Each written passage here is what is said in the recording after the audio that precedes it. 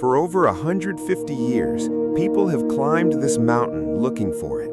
Explorers, scientists, true believers. Some claimed they found it. Most walked away empty-handed. In 2026, a new team is scanning the ground beneath a mysterious rock formation near here, and what they're finding is reigniting a very old question. Did Noah's Ark really happen? And if it did, could we ever actually find it? I'm not here to tell you what to believe. I'm here to walk through what we actually know, the evidence, the frauds, the real science, and the faith, and let you decide for yourself. The story is one of the most famous in the Bible. God tells Noah a flood is coming to wipe out a corrupted world. Noah builds a massive vessel, 300 cubits long, 50 wide, 30 high, according to Genesis, loads his family and pairs of every animal aboard, and survives 40 days and nights of rain. When the waters finally recede, Genesis says the ark comes to rest on the mountains of Ararat. Not the mountain, the mountains, plural.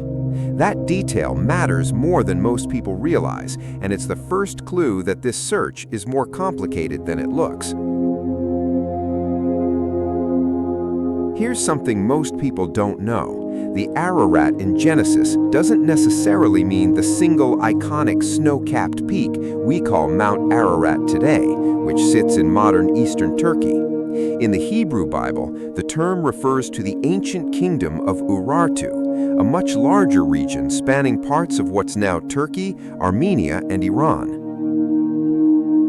Jewish, Christian, and Muslim traditions haven't even agreed on one location. Some point to a different peak entirely, Mount Kuti, near the Iraqi border. So before anyone's even found a piece of wood, there's already a 200-mile-wide problem. We don't actually know where to look.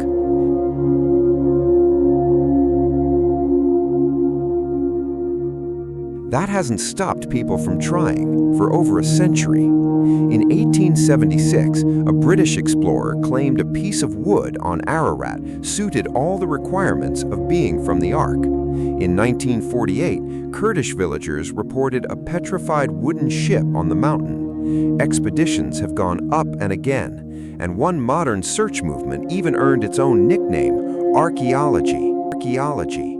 But almost every one of these claims has fallen apart under real scrutiny.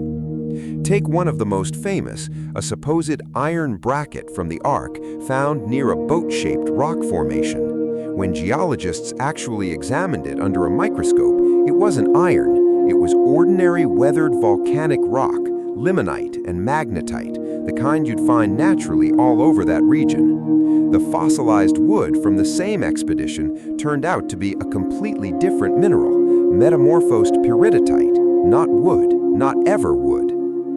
Even more telling, in 2020, one of the most prominent young Earth creationist research organizations in the world, a group deeply invested in defending a literal reading of Genesis, publicly acknowledged something remarkable.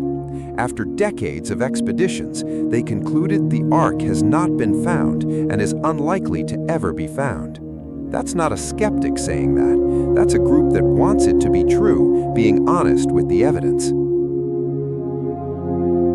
So what do professional archaeologists think about all this? Largely, they don't engage with it at all, and some are openly critical of the entire search. One leading archaeologist has put it bluntly, this isn't how archaeology works. Real archaeology isn't about hunting for one specific legendary object. It's a science built on research questions, tested through careful excavation.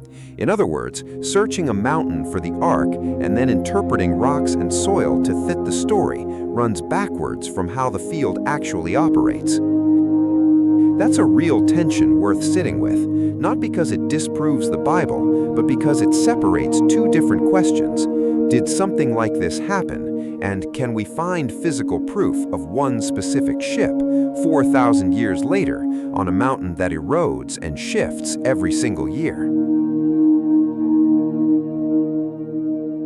Here's where I've landed, personally, after going through all of this. Archaeology may never hand us a plank of gopher wood with a name carved on it. That kind of proof might not survive 4,000 years of weather, erosion, and time. But for me, that's not the same question as whether I believe the story.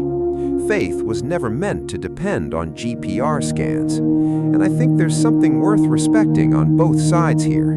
The scientists' demand for real evidence and the believers' trust in something deeper than what can be dug out of the ground.